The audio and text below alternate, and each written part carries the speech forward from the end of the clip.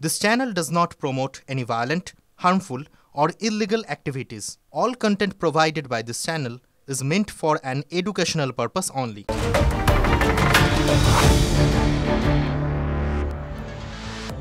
এই মুহূর্তের আরো একটা খবর 2021 এর পর দায়ের হওয়া কোনো জনস্বার্থ মামলা শুনবে না হাইকোর্টের প্রধান বিচারপতি ডিভিশন বেঞ্চ 21 এর পর দায়ের হওয়া সব জনস্বার্থ মামলা শুনবে বিচারপতি সৌমেন সেনের ডিভিশন বেঞ্চ কারণ কি এবং কি জানা যাচ্ছে আরো জানবো আমাদের সঙ্গে রয়েছেন আমাদের প্রতিনিধি শ্রাবন্তী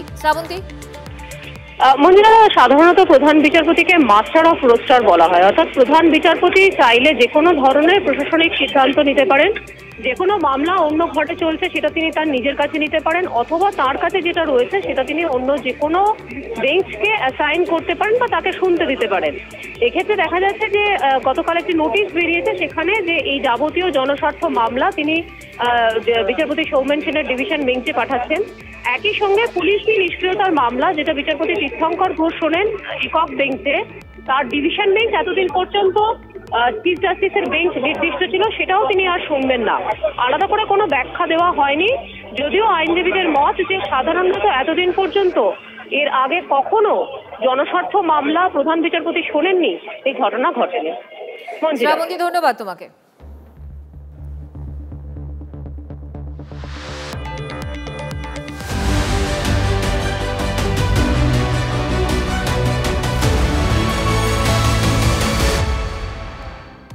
চটজলদি জেলার কিছু গুরুত্বপূর্ণ খবর পাকিস্তানের পতাকা লাগিয়ে পুলিশের জালে 2 উত্তর 24 পরগনার গোপালনগর শৌচাগারে পাকিস্তানের পতাকা অভিযোগ পেয়ে দুজনকে গ্রেফতার করল পুলিশ ধৃতরা সনাতনী ঐক্য মঞ্চের সদস্য বলে দাবি পুলিশের এলাকায় অশান্তি তৈরির ষড়যন্ত্র চলছিল আদালতে দাবি পুলিশের গতকালই মন্দির উদ্বোধন হয়ে গিয়েছে এবার প্রসাদ বিতরণের পালা মুখ্যমন্ত্রীর কথা মতোই কাজ দীঘায় জগন্নাথ ধামের প্রসাদ ও জগন্নাথ দেবের ছবি বিতরণ বাড়ি বাড়ি পৌঁছে যাচ্ছেন বিধাননগর পুর নিগমের 18 নম্বর ওয়ার্ডের কাউন্সিলর দীঘা থেকে 2 লক্ষ প্যাকেটে প্রসাদ এসে পৌঁছেছে রাজারহাট গোপালপুর বিধানসভা কেন্দ্রে সেখানেই প্রসাদ বিতরণ শুরু রামকৃষ্ণ মিশনের 128তম প্রতিষ্ঠা দিবসে বলরাম মন্দিরে ভক্তদের ভিড় 1897 সালের 1 মে বাগবাজারের বলরাম মন্দিরে রামকৃষ্ণ মিশনের প্রতিষ্ঠা করেছিলেন স্বামী বিবেকানন্দ মিশনের প্রতিষ্ঠা দিবস উপলক্ষে সকাল থেকেই ভক্তদের ভিড় বিভিন্ন দেশে মুদ্রা সহ জালে এক বাংলাদেশি যুবক অবৈধভাবে ভারতে অনুপ্রবেশের অভিযোগে আটক বিএসএফ জলপাইগুড়ির দক্ষিণ বেরুবাড়ি পঞ্চায়েতের বড়গ্রাম এলাকার ঘটনা ধৃত মোহাম্মদ ফারিম মোল্লা বাংলাদেশের নারায়ণগঞ্জের বাসিন্দা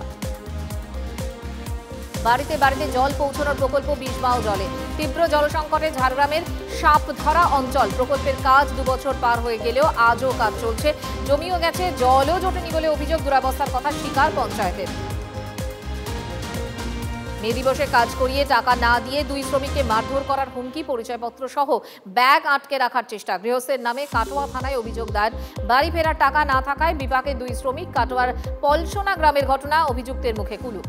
যে খবরে এই মুহূর্তে পাচ্ছি আমরা 5ই মে মুর্শিদাবাদ সফরে যাচ্ছেন মুখ্যমন্ত্রী মুর্শিদাবাদে পৌঁছে প্রথমে ঘটনাস্থলে যাবেন তিনি দুপুর 3টে সুতিতে প্রশাসনিক সভা করবেন মুখ্যমন্ত্রী মুর্শিদাবাদে যাবেন আগেই বলেছিলেন মমতা বন্দ্যোপাধ্যায় এই মুহূর্তে সে খবরই আমরা পাচ্ছি দীক্ষা ভুঁইয়া আমাদের সঙ্গে রয়েছেন আমাদের প্রতিনিধি দীক্ষা কি খবর রয়েছে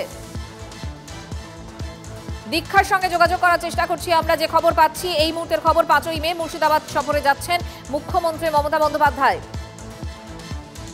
দীক্ষা ভুঁইয়া আমাদের সঙ্গে রয়েছেন আমাদের প্রতিনিধি দীক্ষা কি খবর রয়েছে দেখো আগেই মুখ্যমন্ত্রী বলেছিলেন যে পরিস্থিতি একটু স্বাভাবিক হলে তিনি মুর্শিদাবাদে নিজে যাবেন এবং গিয়ে সেখানকার পরিস্থিতি খতিয়ে দেখবেন তার আগে যদিও 2 জন সচিব মুর্শিদাবাদ গিয়েছিলেন এবং ডিজি নিজে 2 দিন পরে ঘটনা 2 দিন পরে গিয়ে সেখানে বসে পুরো পরিস্থিতি দেখে এসেছিলেন এবারে মুখ্যমন্ত্রী আগামী 5ই মে মুর্শিদাবাদ যাচ্ছেন প্রথমে তিনি ঘটনাস্থলে যাবেন এবং আমরা যেটা সূত্র মারফত খবর পাচ্ছি তিনি ঘটনাস্থলে গিয়ে প্রত্যেকটা পরিবারের কি কি ক্ষয়ক্ষতি হয়েছে সেগুলোর যেমন আগেই তালিকা চলে এসেছে নবান্নের হাতে তিনি সেখানে গিয়ে তাদের সঙ্গে কথা বলবেন দেখা করবেন এবং পরবর্তী ক্ষেত্রে তিনি ছুটিতে 3টের সময় প্রশাসনিক সভা করবেন অর্থাৎ যেখান থেকে প্রশাসনিক পরিষেবা প্রদান করা হয়ে থাকে এখনো পর্যন্ত বলা হচ্ছে যে ছুটি থেকে 3টের সময় প্রশাসনিক পরিষেবা প্রদান করবেন এখনো পর্যন্ত সেই খবরই আমরা নবান্নের সূত্রে পাচ্ছি দীক্ষা তোমাকে ধন্যবাদ অর্থাৎ 5ই মে মুর্শিদাবাদ যাবেন মুখ্যমন্ত্রী মমতা বন্দ্যোপাধ্যায় ছুটিতে প্রশাসনিক সভা করবেন মুখ্যমন্ত্রী মেছুয়া বাজারে হোটেলে অগ্নিকাণ্ডের মৃত্যু টিটাগড়ের বাসিন্দা দুষ্মন্ত সোয়াইনের ওড়িশার শমশের জেলায় পৈতৃক বাড়িতে নিয়ে যাওয়া হচ্ছে দুষ্মন্তের দেহ নিয়ন্ত্রণ রক্ষা করতে গিয়ে